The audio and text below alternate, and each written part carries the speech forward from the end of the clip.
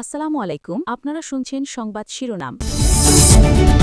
জাতীয় স্মৃতিসৌধে প্রধানমন্ত্রীর শ্রদ্ধাঞ্জলি, মন্ত্রিসভাকে 180 দিনের কর্মপরিকল্পনা বাস্তবায়নের নির্দেশ, রাতে জাতির উদ্দেশ্যে ভাষণ দেবেন তারেক রহমান। শিগগিরই পৌর, সিটি ও উপজেলা নির্বাচনের কথা জানালেন এলজিআরডি মন্ত্রী মির্জা ফখরুল। অর্থনীতি সচল করতে উদারীকরণের উপর জোর আমির খসরুর। নিজ নিজ মন্ত্রণালয়ের দায়িত্ব বুঝে নিলেন নতুন মন্ত্রী প্রতিমন্ত্রীরা, সেবা নিশ্চিতে প্রতিটি সেক্টর ঢেলে সাজানোর প্রত্যয়। জুলাই সনদ বাস্তবায়নে ছাড় নয়, জানালেন বিরোধী দলীয় নেতা ডাক্তার শফিকুর। সংবিধান সংস্কার পরিষদের শপথ না নেয়ায় বিএনপির সমালোচনা। এতক্ষণ শুনছিলেন সংবাদ শিরোনাম, এখন শুনবেন বিস্তারিত। জাতীয় স্মৃতিসৌধে ৭১-এর শহীদদের প্রতি গভীর শ্রদ্ধা জানিয়ে প্রথম কর্মদিবস শুরু করলেন প্রধানমন্ত্রী তারেক রহমান। প্রথমে সরকার প্রধানের পক্ষ থেকে, পরে মন্ত্রিপরিষদ সদস্যদের নিয়ে অর্পণ করেন পুষ্পস্তবক। এরপর বিএনপির প্রতিষ্ঠাতা ও সাবেক রাষ্ট্রপতি জিয়াউর রহমান এবং সাবেক প্রধানমন্ত্রী খালেদা জিয়ার সমাধিসৌধে শ্রদ্ধা নিবেদন করেন নতুন সরকারের সদস্যরা। রুহের মাগফিরাত কামনায় শামিল হন দোয়া ও মোনাজাতে। শপথ নেয়ার পরদিনই সাভার জাতীয় স্মৃতিসৌধে হাজির নবাগত প্রধানমন্ত্রী তারেক রহমান। সাথে পুরো মন্ত্রিসভার শহীদদের প্রতি শ্রদ্ধা জানান তিনি। কিছুক্ষণ নীরবে দাঁড়িয়ে স্মরণ করেন বীর শহীদদের।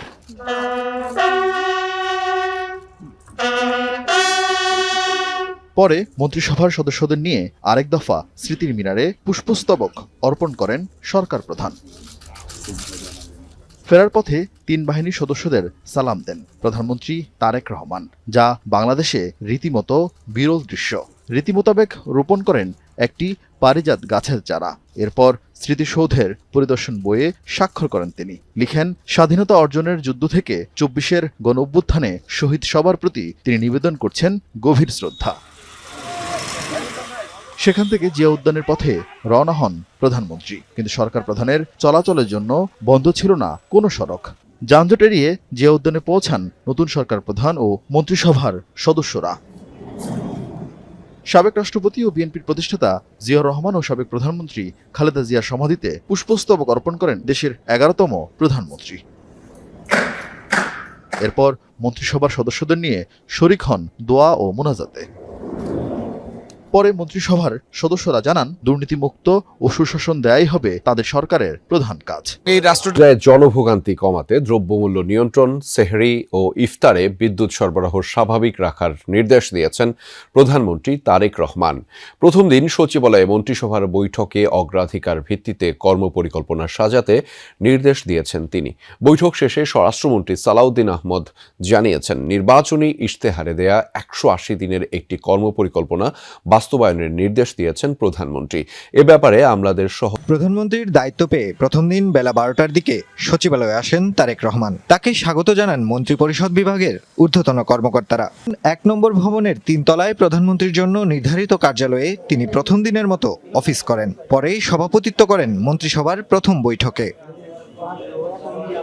শুরুতেই নবগঠিত মন্ত্রিসভার সদস্যদের সঙ্গে কুশল বিনিময় করেন প্রধানমন্ত্রী। বার্তা দেন আগামীর বাংলাদেশ বিনির্মাণে পরিকল্পনা বাস্তবায়নের। তারেক রহমান বলেন, জনগণ ম্যান্ডেট দিয়ে বিএনপিকে ক্ষমতায় এনেছে, তাই প্রত্যেকটি মন্ত্রণালয়কে জনগণের স্বার্থে কাজ করতে নির্দেশনা দেন তিনি। প্রত্যেকটি মন্ত্রণালয় যেন পুঙ্খানুপুঙ্খভাবে জনগণের পাশে থেকে কাজ করতে পারে, সেটাই ওনার নির্দেশনা ছিল। এটা একটা ইনফর্মাল ক্যাবিনেট মিটিং ছিল। সব মন্ত্রণালয়ের যারা দায়িত্বে আছি তারা যেন যে কোনো ধরনের প্রভাব এবং স্বজনপ্রীতি ঊর্ধ্বে থেকে কাজ করি এবং বিশেষ করে দুর্নীতির প্রশ্নে যেন আমাদের একটা শক্ত অবস্থান থাকে। শিগগিরই ১৮০ দিনের কর্মসূচি ঘোষণা করতে অগ্রাধিকার ভিত্তিতে কাজ প্রস্তুত করতে নির্দেশ দেন তারেক রহমান। সেই সাথে রোজায় জনভোগান্তি কমাতে দ্রব্যমূল্য নিয়ন্ত্রণ, আইনশৃঙ্খলা পরিস্থিতি নিয়ন্ত্রণ ও বিদ্যুৎ সরবরাহ স্বাভাবিক রাখতে নির্দেশ দিয়েছেন তিনি। 180 ডেজের একটা প্রায়োরিটি নির্ধারণ করেছি, সেটা পরে আপনারা জানতে পারবেন, আরও পরে ডিসাইড হবে।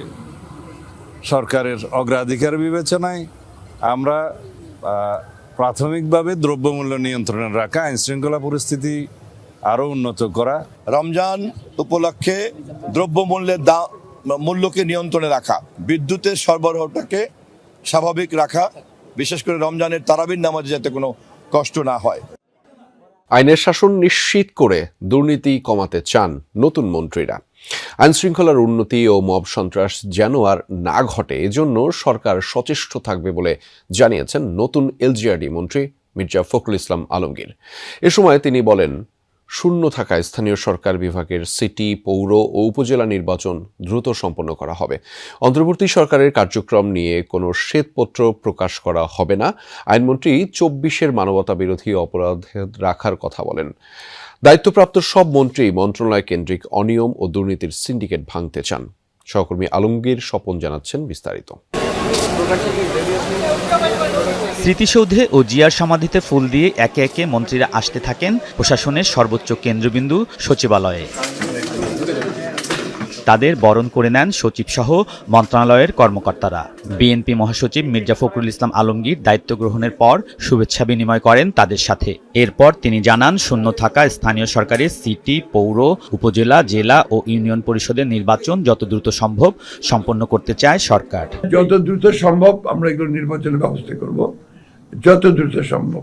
এটা আপনার তো আরেকদিন সম্ভব না, but will immediately try to go for that. অন্তর্বর্তী সরকারের কয়েকজন উপদেষ্টার কার্যক্রম নিয়ে প্রশ্ন রয়েছে। এক্ষেত্রে সরকার কোনো ব্যবস্থা নেবে কিনা এর জবাবও দিয়েছেন এলজিআরডি মন্ত্রী। যতটুকু প্রয়োজন ছিল তারা সেই কাজ সিংহভাগ করতে পেরেছে। মূল সমস্যাটা কি ছিল? ট্রানজিশন টু ডেমোক্রেসি, সেটা তো তারা করে দিয়ে গেছে। সুতরাং you must give credit to that. অন্তর্বর্তী সরকারের সময় আইন শৃঙ্খলা পরিস্থিতি নাজুক ছিল, নিয়ন্ত্রণহীন ছিল মব সন্ত্রাস। এক্ষেত্রে নতুন সরকার কাজ করবে বলে জানান মির্জা ফখরুল। আইন শৃঙ্খলা যতটুকু খারাপ ছিল এটাকে ইমপ্রুভ করার চেষ্টা করতে হবে। একটা বড় ঝড় গেছে আমাদের, একটা বিপ্লব হয়েছে, বিদ্রোহ হয়েছে, মুহূর্তের মধ্যে সব ঠিক হয়ে যাবে এটা মনে করার কারণে। নতুন স্বরাষ্ট্রমন্ত্রীও বলেন, দেশে জুলাই সনদ বাস্তবায়নে ছাড় নয়, জানালেন বিরোধী দলীয় নেতা ডাক্তার শফিকুর রহমান। একই সাথে সংবিধান সংস্কার পরিষদের শপথ না নেয়ায় করলেন বিএনপির সমালোচনা।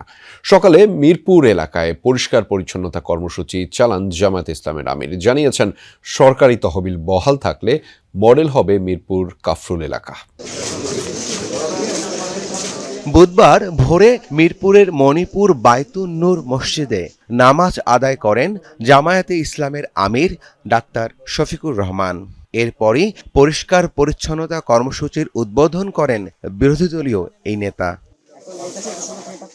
মণিপুর উচ্চ বিদ্যালয়ের বালিকা শাখা থেকে শুরু করে 60 ফিট সড়কেও নেতাকর্মীদের সাথে নিয়ে ময়লা আবর্জনা পরিষ্কার করেন ডাক্তার শফিকুর। পরে সাংবাদিকদের জামায়াতে আমির বলেন, প্রতিদিন বাদ ফজর কমপক্ষে 1 ঘন্টা ময়লা পরিষ্কার করা হবে। মিরপুর কাফরুলকে মডেল এলাকা হিসেবে গড়ে তোলা হবে। এই কাজে সরকারের ফান্ডিং চালু রাখার আহ্বান জানান তিনি। আজকে এটা লোক দেখানো নয়, এটা দিয়ে শুরু। প্রতিদিন ফজরের পরে আমাদের প্রত্যেক ইউনিট মিনিমাম আধা ঘন্টা সময় এই পরিচ্ছন্নতার কাজ করবে। 1 ঘন্টা পারলে আরো ভালো। আমি ঢাকায় থাকলে প্রতিদিন এখানে আসবো, প্রতিদিন রাস্তা ঝাড়ু দেবো ইনশাআল্লাহ। আর ঢাকার বাইরে থাকলে যেখানে যাব ওখানে আমার সহকর্মীদের নিয়ে আমি কাজ করব। এ সময় তিনি বলেন, সংবিধান সংস্কার পরিষদের শপথ না নেয়ার মাধ্যমে জুলাই গণ অভ্যুত্থানকে